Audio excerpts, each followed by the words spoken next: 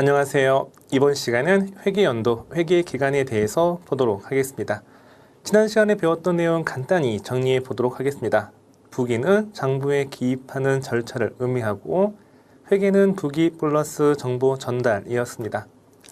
정보가 전달되어 주려면 정보를 담는 그릇이 있어야 되고요.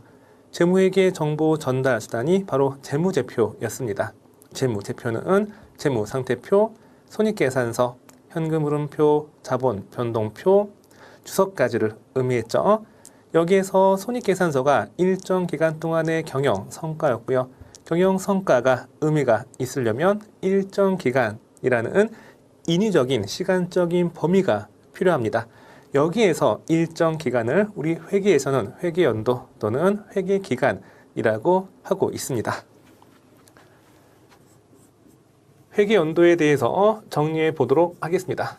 회계연도는 먼저 첫 번째, 개인기업. 개인기업의 회계연도, 회계기간은 무조건 1월 1일부터 12월 31일까지가 되겠습니다. 나중에 전산세무이급 소득세법을 보시면 개인기업은 1월 1일부터 기말까지 얻은 소득에 대해서 다음 연도 5월 말까지 소득세 신고 납부 의무가 있습니다. 두 번째, 법인기업. 법인기업의 회계연도는 정관에 정해진 기간이에요. 정관은 회사 설립했을 때 필요한 서식을 의미하고요. 회사 설립 절차가 담겨있는 서류가 정관이라고 보시면 되겠습니다. 이 정관에 따르면 우리 회사의 설립 목적, 우리 회사 본점 소재지, 우리 회사 발행주식 총수, 우리 회사 한 주당 액면 금액, 또 우리 회사의 회계 기간을 여기에 적어 놓는 거예요. 우리 회사 회계 연도 정관에 정해진 게 있다. 그러면 그 정관에 정해진 기간이 바로 회계 연도가 되는 거죠. 예를 들면 일반적인 회계 연도는 보통 1월 1일부터 12월 31일까지고요. 이를 12월 말 법인 이렇게 실무적으로 말하고 있어요. 법인은 사업연도가 종료된 날이 속하는 월의 말일로부터 3개월 이내 법인세 신고 납부 의무가 있습니다. 전산세무 1급에서 법인세 학습을 할 겁니다. 만약에 우리 회사는 3월 1일 시작해서 익년 다음 연도 2월 말까지 그러면 2월 말 법인이라 하고요. 우리 회사는 업무 특성상 1년이 너무 길다. 따라서 6개월 단위로 회계 연도를 정하겠다. 그러면 6개월 단위로 세금 내는 거니까 괜찮아요. 1월 1일부터 6월 말까지, 7월 1일부터 12월 말까지 이렇게 6개월 또는 3개월 단위도 괜찮습니다. 근데 만약에 우리 회사는 개업 1로부터 1950년도에 개업했어요. 현재 계속 사업을 영위 중이고요. 영위하고 있고 나중에 폐업할 때를 1회계연도로 하겠다. 이거 될까 안 될까? 이거는 되지 않습니다. 국가는 일정 기간마다 세금을 징수하고요. 이 일정 기간을 1년을 초과할 수 없게끔 하고 있습니다. 그러니까 상법에 따르면 회계연도는 1년을 초과할 수 없다. 그러니까 국가가 1년 이내 단위로 세금을 징수하고자 정해놓은 법 규정이 되겠습니다. 자, 그러면 다시 우리 교재 볼까요? 인위적으로 1년 이내 기간적 범위를 회계연도, 회계기간이라 하고요. 개인기업은 무조건 1월 1일부터 12월 말까지 정해져 있으며 법인기업은 설립 시 작성되는 정관에 설정한 기간을 말한다. 근데 상법에서는 회계연도 원칙적 1년 초과할 수 있다 없다? 국가는 1년 이내 단위로 세금을 징수해야 되기 때문에 1년을 초과할 수가 없습니다. 자, 그럼 여기 그림을 볼게요. 그림에서 단기가 X1년도고요. 또 전기가 X0년도, 그리고 차기가 X2년도라고 하겠습니다. 단기 이전 회계 기간이고요. 단기 이후 회계 기간이에요. 단기, 전기, 차기 이렇게 구분이 되어집니다. 만약에 단기가 X1년 1월 1일부터 12월 말까지라고 할게요. 그러면 1월 1일을 뭐라 한다? 여기를 기초라고 하는 거죠. 그리고 12월 말을 뭐라 한다? 기말이라 하고요. 또는 여기를 보고기간 종료일이라 해요. 보고기간 종료일, 기말. 과거에는 뭐 재무 상태표 1이라고도 했습니다. 우리 회사 회계연도가 1월 1일부터 12월 말까지인데 1년을 반으로 나눌게요. 그러면 1월 1일부터 6월 말까지 1년을 반으로 나눴기 때문에 반기가 되고 1월부터 6월은 앞쪽에 있으니까 상반기, 7월 1일부터 12월 말까지는 뒤쪽에 있으니까 하반기가 됩니다. 반기로 6개월이고요. 6개월을 또 둘로 나눠 볼게요. 그러면 3개월 단위. 3개월 단위로 1년을 나누면 1년은 4개로 구분이 되어집니다. 4개 중에 첫 번째가 1월부터 3월까지 1사분기고요. 또 4월 1일부터 6월 말까지가 2사분기, 7월 1일부터 9월 말까지가 3사분기, 10월 1일부터 12월 말까지가 4사분기가 됩니다. 그 다음 내용을 보도록 하겠습니다. 이제 관련된 기출문제를 풀도록 할 거예요. 해당 회차가 나와 있죠. 해당 회차 기출문제. 먼저 여러분이 직접 풀어보세요. 우리 교재 밑에 하단에 답 보지 마시고요. 답은 가린 상태에서 여러분이 직접 문제를 푸시고 그리고 답을 한번 확인해 보신 다음에 저랑 같이 수업을 이어서 진행하시면 되겠습니다. 방금 전까지 내용을 정확하게 학습이 이루어졌다면 쉽게 풀릴 겁니다. 그러니까 여러분이 정확히 이해했는지 아니면 잘 모르겠는지 이걸 판단하기 위해서는 먼저 풀어보는 게 중요하고요. 설명을 듣고 이해했으면 과거에 틀렸던 문제 한 번 더 푸시면 되겠습니다. 근데 설명을 들어도 모르겠다. 그러면 질문란에 질문을 올려주시면 신속하고 빠르고 그리고 자세한 답변을 약속드리겠습니다. 자, 먼저 다 풀었다는 가정하에서 문제를 풀겠습니다. 정답 확인하시는 거예요. 제가 하는 수업 방식을 그대로 따라오시면 되겠습니다. 저는 1대1로 여러분과 과외 형식으로 수업을 진행한다 라는 생각으로 할 거예요. 다 보고 있습니다. 하고 계시죠? 네, 그러면 정답 확인하겠습니다. 1번 회계는 기록 계산 방법에 따라서 단식 회계와 복식 회계로 나눌 수가 있다. 다음 중 복식 회계 특징과 거리가 먼 것은 복식 회계 특징 3가지가 있었습니다. 첫 번째 거래 이중성, 두 번째 대차 평균의 원리, 세 번째 자기 검증의 기능이었죠. 따라서 자기 검증 불가능이 아니고요. 가능합니다. 거리가 먼 것은 1번이 되겠죠. 재무 상태와 손익 파악하기 쉽고요. 또 자산, 부채, 자본 앞으로 배울 거예요. 모든 변화를 원인과 결과 나누어서 기록할 수 있고 일정한 원리에 따라서 기록하는 겁니다. 2번 회계상 거래가 발생하면 재무제표 차변과 대변에 2번 동시에 영향을 미치게 되는데 이는 회계의 어떤 특성이다? 그렇죠. 거래 이중성이 되는 거죠. 거래 이중성에 대한 문제였습니다. 이어서 3번을 보시면 다음 중 재무 보고 목적이 아닌 것은 재무제표 만들어서 작성, 보고하는 게 이게 바로 재무 보고가 돼요. 회계는 정보 이용자에게 정보 전달하는 거니까 이게 재무 보고 목적. 1번 투자 및 신용 의사결정에 유용한 정보가 제공되는 거죠. 투자할 것인가 말 것인가, 신용거래 할 것인가 말 것인가 이런 정보 이용자 의사결정에 유용한 정보가 제공되어지고요. 2번 미래 현금 흐름 예측에 유용한 정보가 제공됩니다. 우리 재무제표 중에 뭐가 있었죠? 현금 흐름표.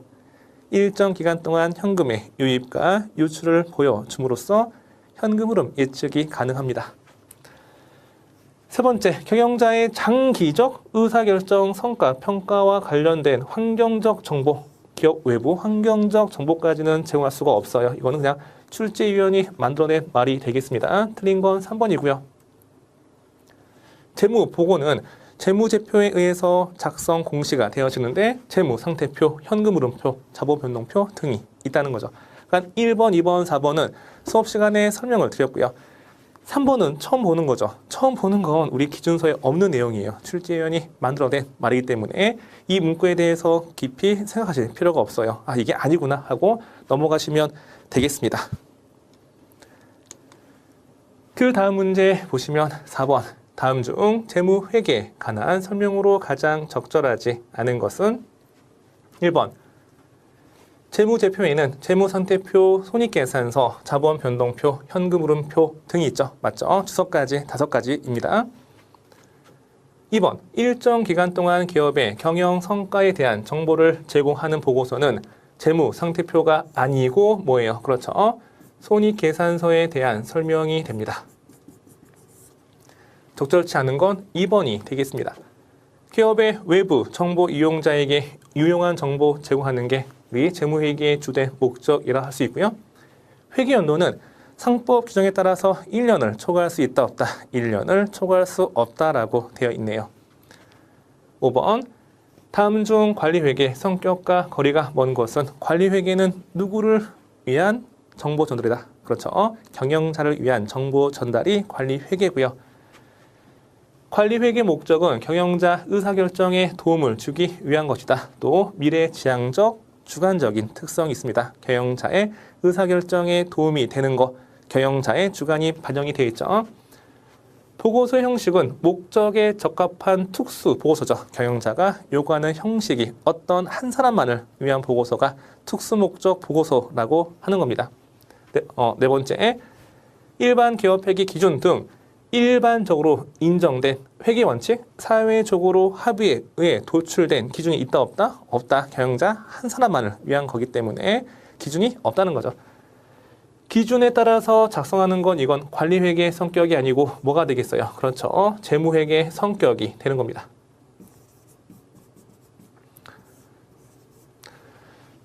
(5번에) 틀린 건 4번이고요. 6번. 다음 중 일반 기업회계 기준사항 재무제표에 해당하지 않는 거 또 나왔네요. 재무제표는 재무상태표, 손익계산서, 현금흐름표, 자본변동표, 주석이죠. 암기하셔야 돼요. 제조원가 명세서는 나중에 원가 배울 때 보게 될 겁니다. 지금은 패스. 7번, 다음 중 재무제표에 해당하는 거 뭐가 있죠? 주석이죠. 주석 1번이고요. 2번, 3번, 4번은 재무제표에 해당하지 않습니다. 이어서 8번을 보시면 재무제표를 통해 제공되는 정보에 관한 내용 중 올바르지 않은 거 다 읽어보시고 4번, 추정에 의한 측정치 포함하지 않은 게 아니고요. 포함이 됩니다. 포함한다. 이게 잘 나와요. 8번에 올바르지 않은 건 4번이 되겠습니다. 이어서 9번, 각 재무제표 명칭과 함께 기재해야 할 사항으로 틀린 것은 이건 우리가 또 앞으로 배울 내용이기도 해요. 주요 재무제표가 뭐가 있었죠? 재무상태표와 손익계산서가 있었죠. 먼저 우리 회사의 재무상태표를 보도록 하겠습니다. 이렇게 적고요. 좌측 하단에 회사명을 적습니다. 우리 회사가 뭐 배움이면 배움 이렇게 적고 우측 상단에 화폐 단위를 적어요.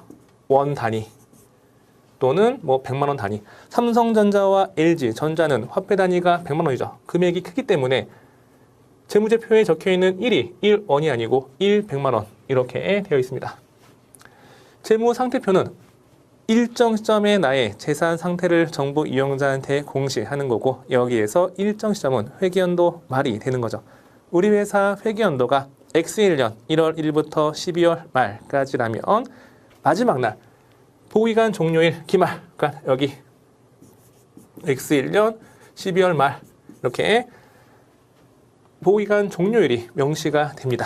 자, 그러면 기재해야 할 사항으로 틀린 거 회사명 있어야 되고요. 당연히 일정 시점 있어야 되고 화폐 단위, 금액 단위 있어야 되고 기능통화 이거는 알 필요 없어요. 이런 건 틀리는 겁니다.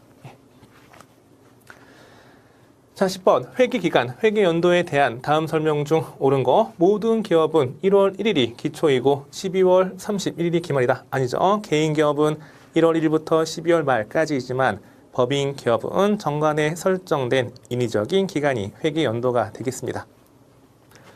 세 번째, 기업의 경영 성과와 재무 상태를 파악하기 위해 설정한 시간적 범위다. 맞죠? 2번 반드시 1년 아닌 거예요. 4번 사업 개시 일로부터 폐업일, 청산일까지가 회계연도이다. 이것도 아니라고 말씀을 드렸습니다. 이어서 그 다음 테마를 보도록 하겠습니다.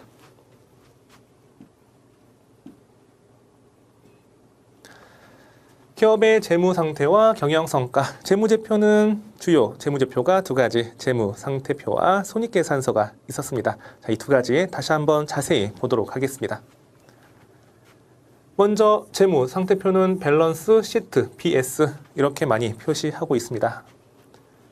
왼쪽에 회사 명이 나와 있고요. 그리고 오른쪽에 화폐 단위, 또 중간에 회계연도, 기말, 보고기간 종료일이 표시가 되어진 걸 확인할 수가 있네요. 재무상태표 구성 요소는 크게 세 가지로 나누어집니다. 첫 번째는 자산이고요. 자산. 두 번째는 부채. 세 번째는 자본. 이렇게 세 가지로 구분이 되어집니다. 자산은 우리가 알고 있는 재산 목록할 때 그 재산이 자산이다. 이렇게 보시면 되겠습니다. 만약에 제가 집을 보유 중이다 할게요. 집 한 채가 2억이에요. 2억. 집 2억이다. 이 집은 나의 뭐가 되겠어요? 나의 재산이기 때문에, 소유권이 나한테 있는 나의 재산이기 때문에 이 집을 자산이라는 거죠. 아니면 차가 있다. 차량. 이것도 나의 재산이면 자산이 되는 겁니다. 또 부채는 뭐냐면 갚아야 할 빚을 의미합니다. 빚. 만약에 집을 얻기 위해서 빚진 게, 빚을 진 게 1억 4천이에요. 70% 1억 4천만 원 이게 빚진 거야. 그리고 자산 총액에서 부채 총액을 뺀 나머지 있죠. 그동안 제가 모아둔 돈, 또는 기업 입장에서는 주주로부터 출자 받은 장사 미천을 자본이라 하는 거예요. 자, 2억에서 1억 4천을 뺀 나머지 이 금액이 얼마냐면 6천만 원이고요. 6천만 원이 바로 자본이 되는 겁니다. 자, 보시면 우리 회계는 복시 부기에 따라서 왼쪽과 오른쪽에 나누어 기입하는데, 왼쪽을 뭐라 했죠? 왼쪽을 차변이라고 했고요. 오른쪽을 뭐라 했어요? 그렇죠. 오른쪽을 대변이라고 했습니다. 자, 보니까는 부채는 금융기관한테 돈을 빌린 거예요. 그쵸? 여기는 채권자한테, 채권자 입장에서 돈을 빌린 게 되고요. 이 자본은 법인 입장 기준, 이 자본은 주주로부터 장사 미천을 받은 거다라고 보시면 되겠습니다. 그러니까 채권자가 돈을 빌려주고 주주가 장사 미천을 이렇게 빌려준 거죠. 이 대자가 빌려줄 대자, 변이 변두리 변자, 채권자와 주주가 돈을 빌려준 쪽이 대변이 되는 거죠. 채권자가 빌려준 게 부채고요. 주주가 빌려준 게 바로 자본이 되는 겁니다. 그래서 오른쪽은 재무상태표 대변은 어떻게 자금이 조달되는지 자금의 조달 원천을 확인할 수가 있습니다. 자금의 조달 원천. 왼쪽 차변은 빌려 쓰는 거죠. 경영자가 이렇게 자금을 조달해가지고 영업활동에 빌려 쓰는 겁니다. 이 차자가 빌릴 차자, 차입하다, 빌리다. 경영자가 이 장사 미천을 가지고 어떻게 영업활동에 사용하고 있다. 사용하고 있는 측면이 바로 차변, 빌려 쓰고 있는 쪽이 바로 차변이 되는 겁니다. 여기가 운용상태. 이렇게 보시면 되겠습니다. 자, 그러면 다시 우리 교재를 보도록 할게요. 자, 교재 보시면 재무상태표는 일정 시점, 여기에서 일정 시점이 언제예요? 그렇죠. 보고기간 종료일이에요. 일정 시점 현재 기업이 보유하고 있는 경제적 자원이 자산이고, 이거 재산, 경제적 의무가 부채, 빚이에요. 또 그리고 자본은 자산, 총액에서 부채, 총액을 뺀 나머지, 이렇게 세 가지를 제공하는 재무 보고서로서 정보 이용자의 기업의 유동성, 빨리 현금화 되어지는 정도가 유동성이고요. 재무적 탄력성은 기업이 위험에 처했을 때 그 위험을 극복할 수 있는 정도가 재무적 탄력성이 되어 있습니다. 우리 책 밑에 하단에 아주 친절하게 자세한 설명이 되어 있으니까는 여기 주석을 통해서 보시면 되겠습니다. 이렇게 기호를 표시하고 밑에서 따로 설명이 뭐라고요? 이게 주석이죠. 그렇죠? 여기 이렇게 보충 설명된 거 보시면 됩니다. 기업의 유동성, 재무적 탄력성 등을 평가하는 데 유용한 정보가 제공되어지는 겁니다. 자, 그러면 다시 이 자산은 크게 두 가지로 구분이 되어집니다. 유동자산과 비유동자산. 유동은 움직여서 현금화되는 과정을 의미하는 거죠. 기말로부터 움직여서 1년 이내 현금화 되어지는 게 유동이고요. 비유동은 움직이지 않는 거니까 기말 시점 1년 이내는 움직이지 않고 남아있는 게 비유동 자산이 되는 거예요. 그러니까 유동은 움직여서 현금화 되는 거, 비유동은 움직이지 않고 남아있는 거, 이렇게 기억을 할게요. 유동 안에 다시 두 가지 당좌 자산과 재고 자산이 있는 거죠. 일단 재고는 있을 재자에다가 창고 고자니까 창고 안에 판매 목적으로 보유하고 있는 우리 지난 시간에 배웠던 상품과 제품을 의미하는 거죠. 상품과 제품이 재고 자산이고요. 그리고 당좌 자산은 이게 자자가 앉을 자자, 당자가 바로 당자, 그러니까 그냥 앉아 있는 거야. 돈 그 자체가 앉아 있는 거죠. 바로 현금 그 자체 등을 의미하는 겁니다. 우리 회계에서 당좌 자산의 의미가 뭐냐면 유동 자산 중에 재고 자산을 뺀 나머지, 영어로 킥 에셋, 그러니까 자산이 에셋이에요. 에셋. 근데 빨리 현금화 되어지는 거, 이게 당좌 자산이 되어지는 겁니다. 이어서 비유동부채. 비유동부채는 다시 네 가지로 구분이 되어지고요. 투자 목적이다. 땅이나 건물 투자 목적이다. 또는 주식과 채권을 투자 목적이다. 여유자금 투자했다. 이 투자가 바로 투자 자산이 되는 거죠. 유동은 몇 가지? 두 가지. 비유동은 몇 가지? 이렇게 네 가지로 구분이 되어지는데 투자 목적이면 투자 자산이고요. 유형과 무형은 형체가 있고 형체가 없고 차이인데 이게 영업활동에 사용할 목적으로 보유하고 있는 자산이 됩니다. 그러니까 지금은 간단히 들으시고요. 나중에 아주 자세하게 해당 파트에서 또 설명을 드릴 겁니다. 그러니까 유형과 무형은 1년 이내 영업활동에 사용할 목적으로 보유하고 있는 자산이다 라는 거죠. 그러니까 투자는 투자 목적이고 유형과 무형은 사용 목적이 됩니다. 재고는 판매 목적이 되겠죠. 기타 비유동자산은 비유동자산 중에 투자자산, 유형자산, 무형자산이 아닌 나머지를 의미합니다. 이 안에 뭐가 있냐면 임차보증금이 있어요. 임차인이 사무실을 임차하면서 지급한 보증금, 보통 임대차 계약기간이 3년, 5년 이렇게 할 겁니다. 그러면 임차인이 지급한 보증금은 계약기간 동안은 어떻게 현금으로 회수가 될 수가 없겠죠. 비유동자산. 근데 이 임차보증금이 투자 목적이에요. 이자가 발생되어지나요? 이 임차보증금 어떻게 사용할 수 있어요? 사용할 수 없죠. 그렇죠? 그러니까 비유동자산 중에 투자자산, 유형자산, 무형자산이 아닌 나머지이기 때문에 임차보증금이 바로 기타 비유동자산이 되는 겁니다. 자산 다 배웠고요. 그러니까 자산은 크게 유동과 비유동, 유동은 당좌와 재고, 비유동은 투자, 유형, 무형, 기타 비유동 이렇게 구분이 되어지는 겁니다. 이어서 부채는 타인 자본이라 불러요. 자본을 순자산, 자기자본 이렇게 부르고 있습니다. 부채는 갚아야 할 빚이죠. 1년 이내 갚아야 할 빚을 유동부채에 1년 이후 갚아야 할 부채를 비유동부채로 구분합니다. 여기에서 1년 기준은 언제로부터? 그렇죠. 보고기간 종료일로부터를 따지는 거예요. 이날. 이 자본은 주주와의 거래가 자본거래, 자본거래에서 세 가지가 있고요.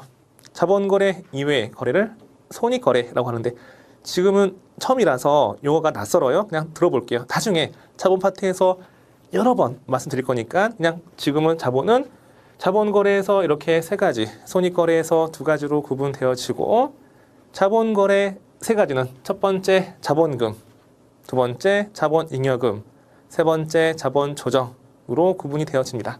또 손익거래는 기타, 포괄손익, 누계, 이익잉여금으로 구성이 되어집니다. 이 자본은 지금 어려우면 그냥 건너뛰시면 되겠습니다. 우리 회계가 어려운 게 앞에 걸 알아야 뒤에 걸 알 수가 있고요. 또 뒤에 걸 알아야 앞에 걸 알 수가 있어요. 이렇게 유기적으로 연결이 되어 있기 때문에 한 번 그냥 수업을 듣고 이해할 수 있는 부분이 아니고 한 두 번, 세 번 반복하면서 이제 이해할 수 있는 과정이 필요합니다. 인내가 필요한 과목이 회계죠. 그래서 회계하기 어려운 겁니다. 재무상태표 구성요소 받고 그 다음 재무상태표 등식을 보도록 하겠습니다. 등식은 등호가 있는 식이에요. 자산은 부채 더하기 뭐가 되겠어요? 그렇죠. 자본이 되는 거죠. 집 2억은 부채 1억 4천에다가 자본 6천을 더해서 이루어지는 겁니다. 자산을 왼쪽 차변에 기재하고 부채와 자본을 오른쪽 대변에 기재하여 왼쪽의 자산 총계와 오른쪽 부채와 자본 총계가 항상 일치하는 게 이게 재무상태표 등식이 되겠습니다. 이거 암기하셔야 돼요. 자, 그러면 재무상태표 구성 요소가 몇 가지? 세 가지. 자산, 부채, 자본. 다시 자산은 유동과 비유동. 유동은 당좌와 재고가 있다라는 거죠.